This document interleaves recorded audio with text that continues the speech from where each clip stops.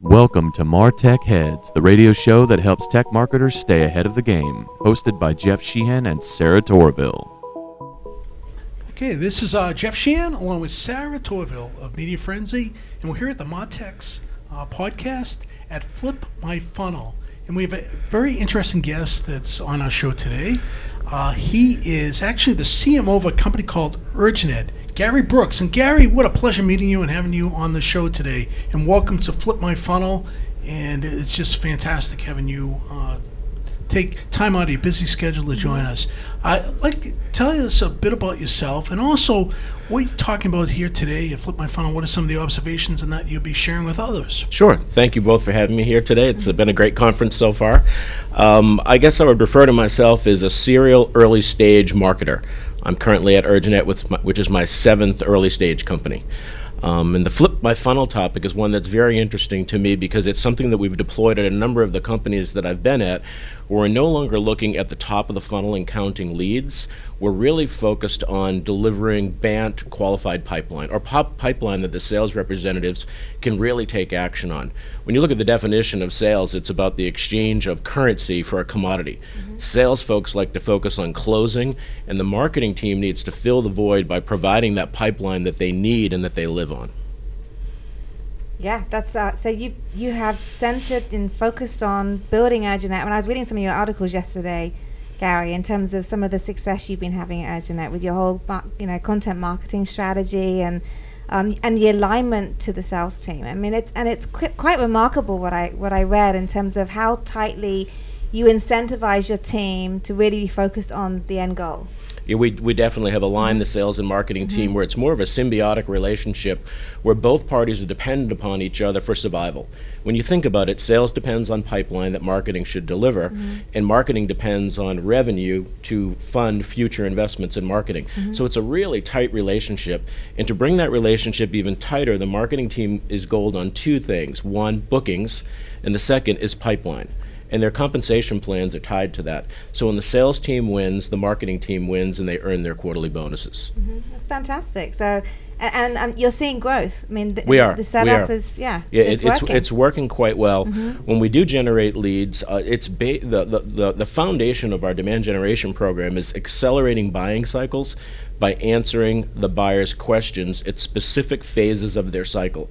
So we've dissected their buying processes, we've understood what their goals are at the various phases of the processes, understood what the questions are at those various phases, and we've designed content to systematically answer those questions. Really at the foundation, the buying cycle is nothing more than a series of questions that you need answered. Correct. So if we can accelerate the answering of questions, we've found that we can accelerate buying cycles and we can deliver qualified opportunities to the sales team. How much commonality are you seeing from company to company and industry to industry with regard to the buying cycles? I mean, it really depends on whether it's an enterprise buyer or if it's a more high volume type of a buying cycle. On the enterprise buyers, there is some commonality where they're becoming aware, they're becoming curious, they're evaluating, and then they're moving into the purchase. So you can scale what you're doing fairly readily for Definitely. a number of different companies because of the fact that you have a predictive model of some type that is being utilized. And our sales development team is really focused on building that solid relationship with the prospect, delivering value to them, helping them solve their business challenges, and then advancing it to a conversation with a sales representative. It's not selling, it's engaging, it's solving problems, and it's then moving on to the next step, which is a meeting with the sales rep. Now, how do you deal with the fact that, making a decision to perhaps purchase Urjanet's solution, there are multiple people in that buying process? So you've got to create content and answer those questions depending, for every type of person who's involved in that decision. I mean, does that mean it's mass amount of content? How do you keep up with all that? One thing that we've done is we've added a full-time research team to our marketing team. And these researchers are very good at finding out information about companies, expanding the content base, understanding what their agenda and needs are, and then building customized campaigns to go after those targets and try to engage them in a conversation that's highly relevant to them and their function. Adding the research team has been invaluable. Yeah. So the research team, what they do outbound research? It's their qualitative, quantitative research, or they just kind of desk research, looking at the buyer, the personas, and. No, this is very specific. They're looking at a target company. Okay. They're combing through the 10K, the 10Q, the letter to the shareholders, proxy statements, and they're looking for what we call nuggets of information that lead us to believe they may be the appropriate buyer, or something that's going on in their business that allows us to solve that problem and make the conversation much more relevant to them and their company, rather than just a pure cold call. So the researchers are partnered very closely with the marketing team and the sales development team. So essentially you're trigger point hunters. Yes. Yes. Yeah. There's a lot of information that's available, and we use Salesforce Prospector to help us find the contacts, and then we're using a variety of other tools to find those trigger points that are typically public information for the larger companies.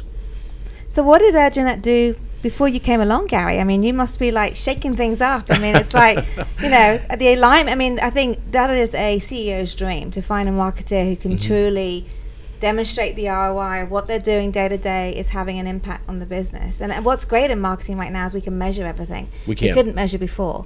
So it's like, they must, this is good. A good time for Urjanet, a great time for you. It is. It's a point in the company where we're dramatically accelerating revenue. But before we built a professional marketing team that's been in place for about a year, most early stage companies, your early business comes through referrals. Board members, advisory board members. But we've had a professional marketing team in place for about a year. And to quantitatively measure our performance, we use a product called Sife, which is an integrated dashboard that pulls from Salesforce, Pardot, Google Docs, a bunch of different sources. And we have a 52-inch television that sits out in one of our hallways that displays all the KPIs for marketing and sales. How are we doing against BANT pipeline? Who's on the leaderboard from the SDR team? Who's delivering the most pipeline? Who's scheduling the most meetings? So it's completely transparent, which is a great driver for the performance of the marketing team. Things have changed so much, though, in marketing. They have. That could not have happened before. They have. Yeah, which is Now, what have you seen here today with regard to things that you feel will be really disruptors in the future? That when you look at the role of the chief marketing officer, there's question about whether the chief marketing officer has a role at the board table. And I think there's a direct correlation between the chief marketing officer's proximity to revenue and the customer and proximity to the board. If you're delivering quantitative value, and if you're invaluable to the sales team, you earn a seat at the board table. And we're seeing that reflected in a lot of the conversations today. It's about focusing on the customer, it's about meeting the customer's need, and it's about delivering value to your sales team. I personally view the sales team as my #1 client. I have a service level agreement with my VP of sales where we have to deliver a specific amount of pipeline each quarter and a specific amount of meetings to that team. If we don't deliver on those, my team doesn't earn their bonus. So it's very quantitative and transparent. So what do you classify as a true sales lead? I mean, it's a question which we get asked a lot. For a salesperson to be given a sales lead, it needs to be a qualified lead. It needs to be, they're ready for a meeting. I mean, is that how you categorize your leads? That is. Okay. It's a qualified meeting with a company that meets our ideal customer profile. Okay. So a number of conversations would have taken place between the customer and the sales development rep to the point where we have need and they are a good fit. And then that meeting is scheduled for the sales rep. The SDR acts as the meeting host. So they'll schedule the call, they'll make all the introductions, they'll set the objective of the meeting. At the conclusion of the meeting, the sales rep together with the SDR will determine if that's a qualified opportunity. If it's qualified, the sales rep pursues that opportunity to closure. If it's not qualified and it was a reject, the sales development rep is penalized for that. Wow, okay. So do you measure a marketing qualified lead based on a number of touch points? I mean, there's a lot of discussion going on around, how many touch points does it take to have somebody who's perhaps ready for a phone call? Or do you not even wait for 4 or 5 touch points? It's like if someone is showing interest, you can see they're having activity on the website. That's the chance for the sales team to get involved. When do you transition things over? If someone has filled out a form on the website and they're expressing interest or they're expressing pricing, we go right to a meeting. For those that a sales development rep is pursuing that opportunity, we use an 8x14 cadence, where we're going to touch that prospect 8 times within 14 days. And we use Sales Loft Cadence to do that. Yeah. It systematically manages those touches, so we're touching at the right point with just the right frequency, and in most cases we can get that prospect to engage in a great dialogue that's relevant to their business problems. In the event we can't engage, we'll park it and we'll come back to it in 30 days. Now, what, as far as the prospects, though, have they been receptive to that? Have a lot of pushback, or what, with regard to all those touch points? Well, the touch points, it may be, a sales development rep may call the prospect twice in one day, but not leave a voicemail message. So although we've reached out, the prospect hasn't had a signal that someone has contacted them. But we find that the cadence is 8 by 14 that's working out very well for us, and the prospecting tool just makes it systematic for the sales development reps. It simplifies their role and has dramatically improved their performance. So within Urjanet, if there was a tool we had to take away from you, what could you not live without then? Oh boy, there's you know, we've deployed a lot of technology. From the prospecting perspective, we rely heavily on LinkedIn and Sales Loft Prospector. On the lead management side, we use Sales Loft Cadence. For all of our outbound campaigns, we use Pardot. And then we use a new product called Sife that's an integrated dashboard that's invaluable. Having that complete transparency where everyone in the company has visibility into all the marketing KPIs, which is typically not the case. You know, some marketers want to hide their performance. We're displaying it publicly. It's a great motivator for the team. It really has had a big impact on our performance. Right. But so content remains king, doesn't it? It does. Yeah. It's not like we've evolved from content. Content is everything. I agree, with one caveat. We can no longer create content for content's sake. No, I agree with that. The content has to be developed with a very specific objective, and the objective that we align our content with is answering the buyer's questions at those various phases of the buying process. Early in the stage, you want to know how it works and all those details. Later in the stage, it's about risk mitigation. Who's using it? Which other companies are using it? What type of value are they getting? So case studies, video testimonials are more important in the later stages. So I agree with your question, as long as it's designed to answer the buyer's questions and accelerate the sales process. Now, how do you define what those questions are, though? We've interviewed prospects, we've interviewed customers. We built out a full content map with all of the phases, what the customer's goal is, their questions, what our goal is, and then the content assets that we've built out that are specifically designed to answer those questions. Address each one of those points. Yeah, it was a lot of work to build out that map. It really was. I bet. Now, how do you deploy that? How, with regard to the acceptance level of some of the salespeople? Now, I know Sarah and I have both experienced where there seems to be pushback from a lot of the salespeople with regard to integrating all these things, these tools, the content, marketing, and everything else. What have you seen that's been effective? If the sales rep owns the account, nurturing is really their responsibility. If it's to the point where it hasn't been shifted to sales, we do what we need to do to get that sales cycle rolling. So when it's sales owned, they take care of their nurturing, and we assist, obviously. But when it's still in the qualification process, we're sending it out from marketing or from the SDR, not yet from the sales rep. So there's really two camps: lead creation or opportunity creation, and then once we send it over to the sales team, it moves into a completely different phase. So what do you see next for Urjanet? And the marketing team. How do you grow this? What does the next 6 months look like? It's continuing to get closer to the customers. We talked about it a little bit in Flip My Funnel and I believe that we're almost coming back to the future. I grew up in retail, and my dad owned a paint and hardware store, and the level of customer intimacy that we had was amazing. We knew everyone by first name, we knew their birthdays, we knew their likes, their dislikes, how they paid, and then mass marketing comes in and we forget about all of that. We're coming back to that. Where through the signals that are being sent digitally on our customers, it's enabling us to develop products, processes, pricing that's specific to those customers. So we're getting back to that level of customer intimacy where we're dealing with the individual rather than a mass of just companies that we're pushing data out to.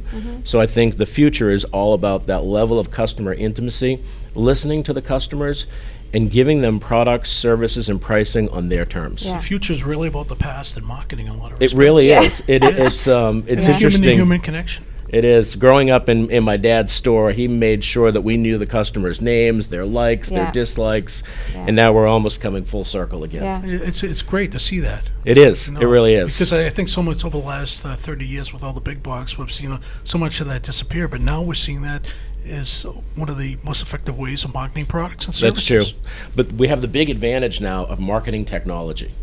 You know, all of the information that we had in my dad's store was in a notebook. Yes. Yeah. Now, today, all of those signals are coming in from all these different forms, and we're able to collect the signals and quickly respond to the customer's needs. So I like it today much better than the notebook approach. No, I agree. But then there's the whole predictive analytics. It's like, true.